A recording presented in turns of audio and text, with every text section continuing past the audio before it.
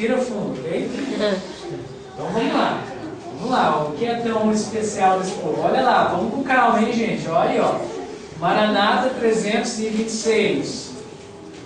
Com o Cordeiro sobre o Monte Sião. Para por aí. Isso já é uma visão lá no céu, ok? Tudo se passou, Jesus já veio, estão lá no Monte Sião com Jesus Cristo. Cordeiro. Tendo harpas de Deus, estão quem com Jesus lá no céu já, depois de tudo? 144.000 que foram remidos dentre os homens. E ouve-se como o som de muitas águas e de grande trovão uma voz de harpistas que tocavam com as suas harpas e cantavam um cântico novo diante do trono. Cântico de que ninguém podia aprender, senão quem podia aprender esse cântico? Ah, não acredito que você está dizendo que é especial sobre esse povo, é que eles sabem cantar um cântico que ninguém mais sabe cantar. Mas tem uma razão do porquê ninguém sabe cantar esse cântico. Olha só qual é a razão. É o hino de Moisés e do Cordeiro. Para por aí, vamos meditar. Por que é o hino de Moisés? Moisés, ele saiu do Egito quando o que estava caindo sobre o Egito? As pragas. Os 144.000 passarão pelo tempo de angústia quando o que estarão caindo? Está vendo o paralelo? Isso é tipologia bíblica. Você pega uma história do Antigo Testamento e faz a aplicação da profecia. Okay? A história se repete, nós aprendemos isso. E aí Moisés é livrado quando o mar se abre, representando um livramento miraculoso. O povo de Deus, os 144.000, serão livrados de forma miraculosa pela segunda vinda de Cristo. E o cântico de quem? Do Cordeiro, que é Jesus Cristo. Qual é a relação dos 144.000 com Cristo? Nós aprendemos, eles refletem a imagem de Cristo de que forma? Perfeitamente, o caráter de Cristo completamente, mas não só isso. Assim como Cristo viveu sem um intercessor, não foi assim que Cristo viveu na terra? Se Cristo tivesse pecado, ele teria perdão? Tudo estava acabado para ele. Assim como Cristo viveu nessa terra sem um intercessor, os 144.000 viverão sem um intercessor. Muito profundo esse pensamento, meditem sobre isso, continuando. Hino de livramento. Ninguém a não ser os 144.000 pode aprender aquele canto, pois é o de sua, próxima palavra, experiência. Nunca ninguém teve experiência semelhante, ok? Agora meditem comigo. Mas como assim ninguém pode cantar? Ensina para mim que eu aprendo. Mas tem um detalhe, lá no céu não tem mentiroso. Lá no céu, quando alguém canta assim, ó, tudo entregarei. Sabe o que significa? Entrega tudo. Não, que é chocolate, não.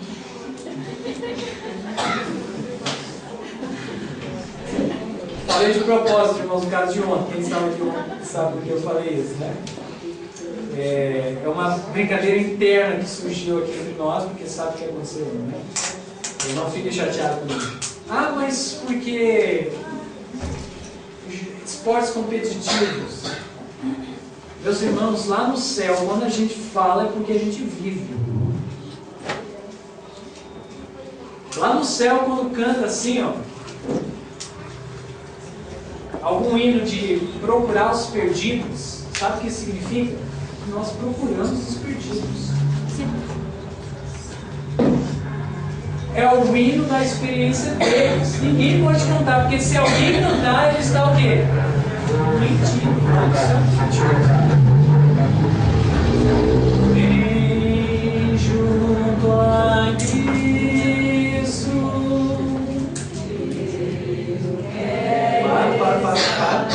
Para. Você tem certeza? Você tem certeza que você quer estar bem junto a Cristo? Porque senão você está mentindo. os 144 mil cantarão um cântico que ninguém mais poderá cantar, porque é o cântico da sua experiência. Qual foi essa experiência que eles tiveram que ninguém mais teve? Vamos lá ver. Estes são os que seguem o quê? O Cordeiro para onde quer que ele vai. O Cordeiro no pátio, a crucifixão de Cristo. O Cordeiro no lugar santo do santuário. O Cordeiro no lugar santíssimo. O Cordeiro saindo do santíssimo, voltando para a terra. Eles pela fé seguem Cristo no lugar do pátio, do santo e do santíssimo, sendo beneficiado pela obra de Cristo em nosso favor. Continuando. Estes tendo sido, o que é que acontece agora?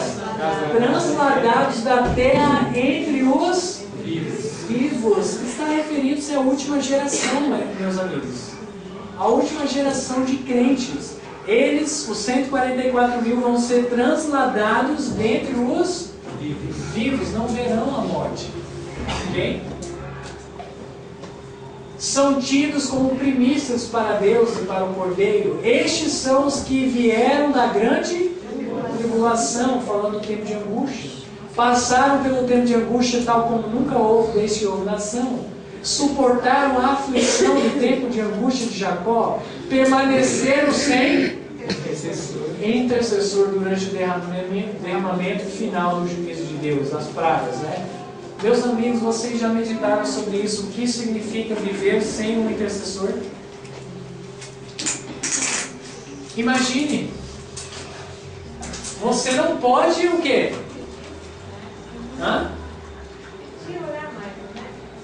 Mas Cristo, ele intercede de que forma pelo transgressor da lei? Quando ele comete pecado, existe ainda esperança para o pecador. Não é verdade? Mas uma vez que a porta da graça se fecha, ele fala: quem é injusto, continue praticando a injustiça ainda. Viver sem um intercessor, como Cristo viveu na terra, é algo solene demais para nós. Meus amigos, a última geração terá de viver sem um intercessor, porque quando a porta da graça fechar, até Jesus voltar, existe um período de tempo que as pragas vão cair. E ali não haverá intercessor. Temos que atingir tal experiência religiosa. Amém por isso? Amém. Continuando. Aí está a experiência deles, transladado dentre os vivos, passarão pelo tempo de angústia, suportarão a angústia de Jacó, subsistirão sem um intercessor. O que é relevante dos 144 mil, e agora está realmente quase finalizando, ok? Deixa eu resumir para os irmãos. O plano da redenção é nada mais, nada menos do que Cristo restaurando a imagem de Deus em quem? Vamos lá, fala com convicção, gente. É Cristo restaurando a imagem de Deus em nós, no homem. E Ele vai fazendo essa obra, sabe como, gente? Passo a passo. É por isso que na Bíblia nós vemos homens que foram considerados homens justos, íntegros, mas que não tiveram a mesma luz do que outros. Eu dou um exemplo. No caso de Abraão, ele era um homem justo, sim ou não? Sim. Sem dúvidas. Mas ele teve mais de uma esposa. Seria isso permitido para nós hoje? Não, porque nós temos o quê? Luz sobre esse assunto. Abraão não tinha essa luz. Ele viveu em conformidade com a luz que ele tinha. Nós podemos ver outros exemplos bíblicos. E Deus vai conduzindo o seu povo passo a passo, dando luz, dando graça, dando o seu Espírito, até chegar na igreja adventista do sétimo dia. E Ele concedeu luz sobre a educação, luz sobre a reforma de saúde, luz sobre casamento, luz sobre evangelismo, luz sobre vida no campo, luz sobre santuário, luz sobre profecia, Nenhuma outra geração teve tanta luz como os adventistas do sétimo dia. A quem muito é dado, muito é cobrado. Não adianta se esconder dos livros da irmã White, que vai ser cobrado por você. Não adianta. Ah, mas eu não sabia. Você não sabia porque você não quis ler.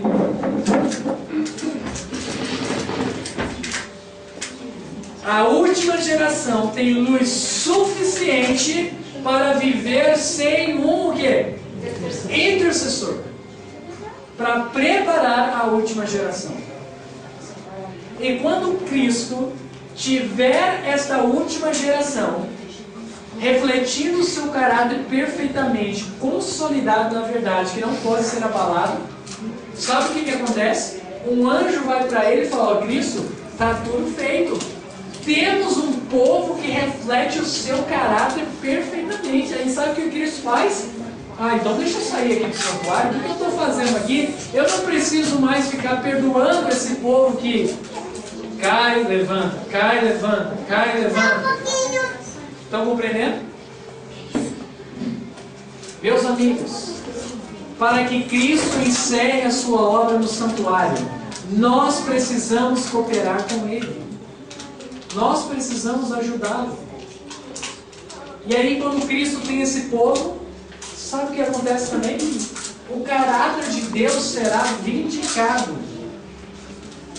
Por que o caráter de Deus precisa ser vindicado? Quem foi que difamou o caráter de Deus?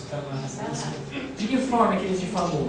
Que ninguém poderia guardar a lei. E quem quebrasse não teria perdão.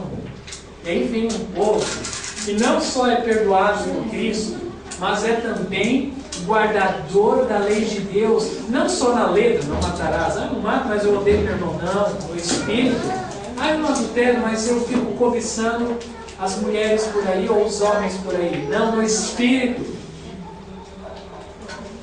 Ah, eu não roubo, né? Mas por falta de oportunidade, não rouba dinheiro, mas fica matando hora no trabalho. Um povo que vai andar em conformidade com a vontade de Deus completamente. E aí Deus diz: está aqui um povo.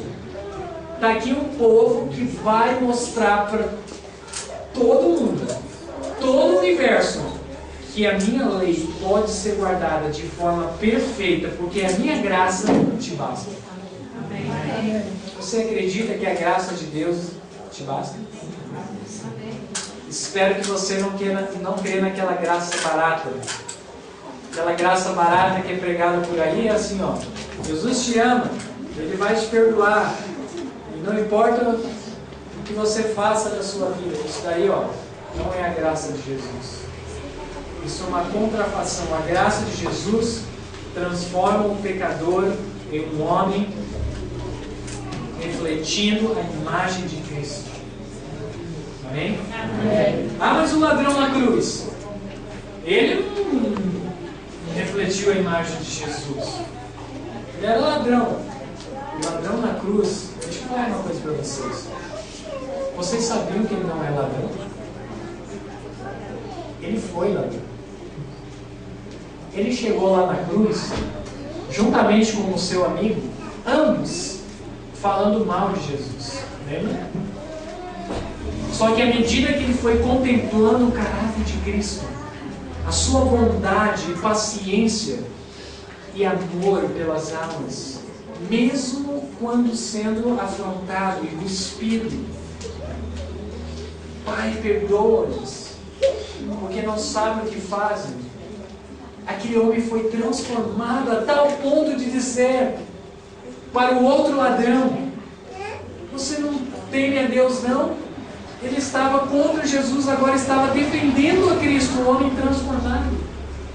E aí olha para Jesus e diz: Jesus, lembra-te de mim quando entrares no teu reino. Peraí, você crê que Jesus tem um reino?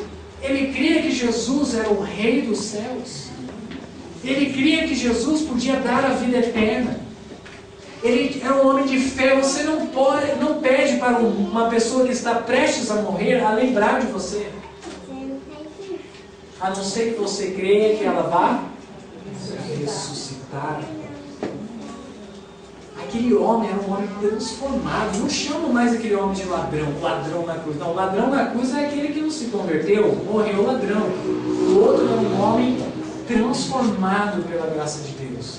Ninguém vai ser salvo sem ser transformado. Não, mas Davi era um homem segundo o coração de Deus, cometeu adultério. Vai ler o Espírito de Profecia? Vai ler e deixa de ser um leitor superficial para não vir com o argumento de Satanás, porque é um argumento satânico. Davi não tinha um coração segundo o coração de Deus quando cometeu o adultério. Foi antes de cometer o adultério, quando ele estava firme nos caminhos de Deus. E depois em Salmos 51 ele diz: ó Deus, cria em mim um coração novo, puro, renova em mim um espírito reto. Ali ele ganhou novamente um coração segundo o coração de Deus. Amém. Não pense que Davi vai ser salvo se ele não tivesse profundamente arrependido daquele pecado e se afastado dele. Leiam Salmos 32 e Salmos 51 e você vai ver que foi os salmos escritos por Davi expressando o seu amargo arrependimento por aquele pecado. E aí essa última geração vindica o caráter de Deus, mas não só nessa terra. Em todo o universo, os mundos não caídos, os anjos estão contemplando realmente o que Deus falou. Era tão certo quando Cristo veio a essa terra, quando viveu uma vida sem pecado, como homem, como também na vida de seus servos. Os 144 mil mostra que o pó da terra pode guardar a lei de Deus. Fomos feitos do quê? Do pó da terra. Quando estamos sob a graça de Jesus. E aí fica todo mundo atento lá no céu. E aí? Será que a gente pode trazer os humanos para o céu? Será que é seguro trazer os seres humanos? Vai que eles começam a discutir de novo e um ficar fofocando da vida do outro. Vai que aqui no céu eles querem pegar aquela pedra preciosa e enfiar no bolso. E vai que aqui no céu eles querem ter um carro mais alto do que o outro. E aí vai que aqui no céu eles começam de panelinha. Não quero sentar com aqueles irmãos não. Será, Deus, que é seguro trazer esse povo para cá? Aí Deus fala, calma. Vamos permitir Satanás testá-los para sanar todas as dúvidas. E aí o tempo de angústia é um período da qual o povo de Deus é provado severamente. E o universo inteiro olhando o último conflito chamado a Batalha do Armagedon. O último conflito. De um lado, os 144 mil na terra, a última geração com Cristo, pela fé. De outro lado, Satanás e os demônios, juntamente com os ímpios, provando os 144 mil mais profundo e todo o universo vendo. E quando os 144 mil prevalece sem o intercessor, que alívio é? É seguro levar a raça humana para o céu. Amém? Amém. Mas ainda mais, irmãos, segura aí, porque eu sei que você não ouve essas coisas frequentemente na igreja. Então segura aí. Está quase não. Por causa dos 144 mil, escutem, profundem, todas as gerações passadas que morreram em Cristo, que morreram em quem? Em Cristo, terão o direito de serem ressuscitados quando Cristo vier. Sabe por quê? Embora aqueles que morreram em Cristo morreram de acordo com a luz que eles tinham, em harmonia com a vontade de Deus, na luz que eles tinham, eles não tiveram a mesma experiência do que quem? 144 mil, refletindo perfeitamente a imagem de Cristo, como diz Efésios capítulo 4. Depois vocês leem Efésios capítulo 4. O homem maduro em Jesus. E aí? E esses aí que não refletiram completamente a imagem de Cristo? Porque não tiveram oportunidade. Porque não tiveram toda a luz. Compreenderam por quê? Não porque eles eram negligenciavam a luz. Ou eram rebeldes. Não quero isso, não quero não, nada disso. Se eles tivessem Escutem, se aquele povo que morreu em Cristo, no passado, que não atingiu a experiência dos 144 mil, se eles tivessem a mesma luz e a mesma oportunidade que os 144 mil tiveram, eles também teriam atingido a mesma experiência. Sabe por quê?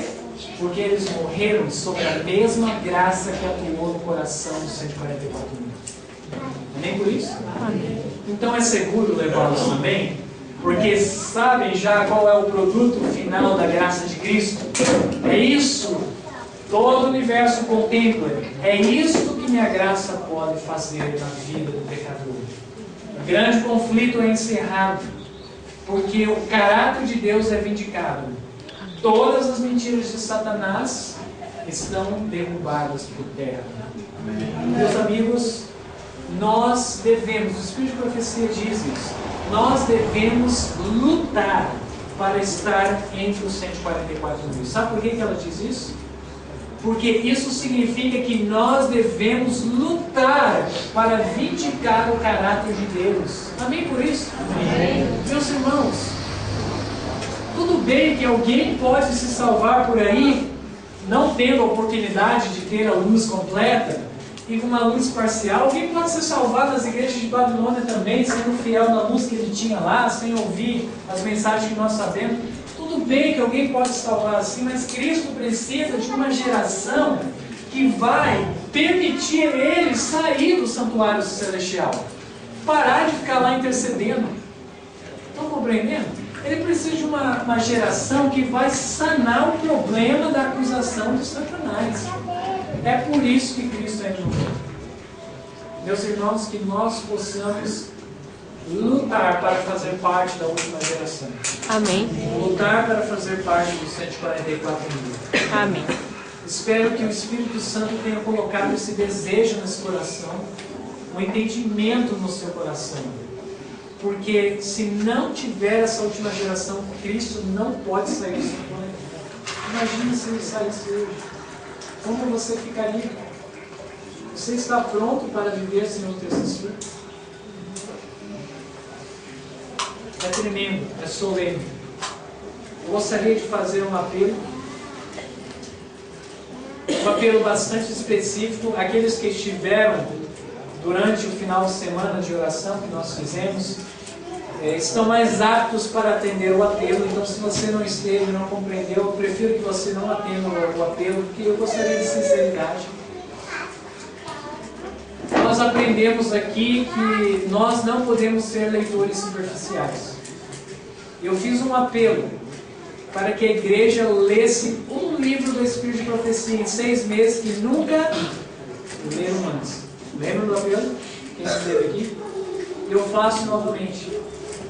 Se esse é o seu desejo, que você determine com Deus, eu vou ler um livro do Espírito de Profecia que eu nunca li. E eu faço um apelo ainda maior para uma outra classe. Se você nunca leu os 9 volumes dos testemunhos para a igreja, quantos volumes? 9. Que você faça esse compromisso com Deus. Amém. Testemunhos para quem? O nome do livro? Para a igreja. Para a igreja. O Espírito de Profecia diz que se nós lêssemos os testemunhos para a igreja, a maioria dos problemas que existem hoje na nossa igreja seriam. E o apelo continua. Quando você lê, escutem com bastante atenção. Quando você lê esses livros, você vai dizer para Jesus: ainda que vai contra a minha vontade, não seja feita a minha vontade, mas a vontade dele. Faça uma entrega a Deus. Se você quer fazer esse compromisso de ler os 9 volumes do Testemunho da Igreja e colocar em prática os ensinos que lá estão, gostaria de pedir que você se levantasse e viesse aqui à frente, que eu gostaria de orar com você. Não responda esse apelo se você não vai cumprir, ninguém vai te olhar mal. Estou fazendo um apelo específico, um compromisso difícil, são muitas páginas, Mas se você quer atender esse apelo, eu convido você a vir aqui na frente. Não se sinta pressionado pelas circunstâncias.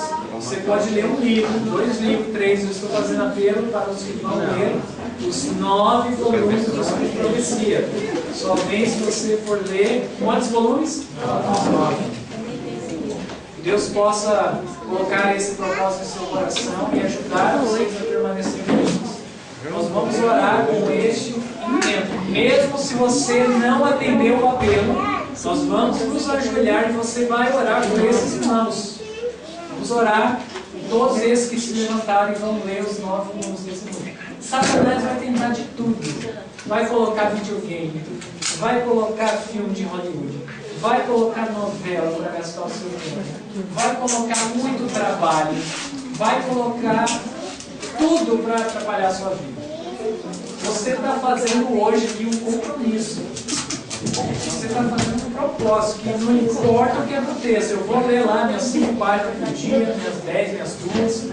Você está fazendo um compromisso com Deus. Amém? Amém. Todos compreenderam bem que estão aqui na frente qual é o objetivo. Não é uma coisa emocional, é algo racional. E aqueles que não responderam o apelo, mas gostariam de ler um livro ou 2 do Espírito de Profecia, conforme o voto que você fez, nós vamos estar orando por vocês também. Vamos nos colocar de joelhos agora, dentro do possível, aqueles que puderem.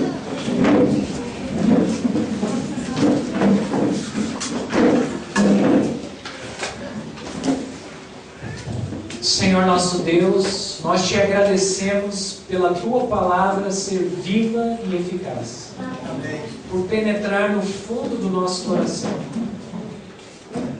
e trazer arrependimento e senso de urgência, de reforma e reavivamento. Senhor nosso Deus, diante de mim e diante do teu trono de graça, estão estes que atenderam o apelo de ler os 9 volumes do Testemunho para a Igreja. Coloquei um desafio diante do teu povo, que é um desafio que vai exigir deles determinação e fé. E eu peço que na tua misericórdia, tu não permitas Satanás roubar este desejo do coração deles. Amém. E que eles possam nesse momento ser fortalecidos pelo teu Espírito Santo. Amém. Para que ao eles lerem proporções que atingem um ídolo de suas vidas, eles não venham desfalecer na fé, mas entregar tudo a Cristo. Amém. Ainda que venha cortar o mais íntimo de sua alma. Amém. Também oro, Senhor, que ao eles passarem por passagens, capítulos que não são tão interessantes quanto outros, que eles não venham também a desistir. Amém. Que o Senhor envie anjos e o Espírito Santo para conduzi-los nessas verdades. Amém.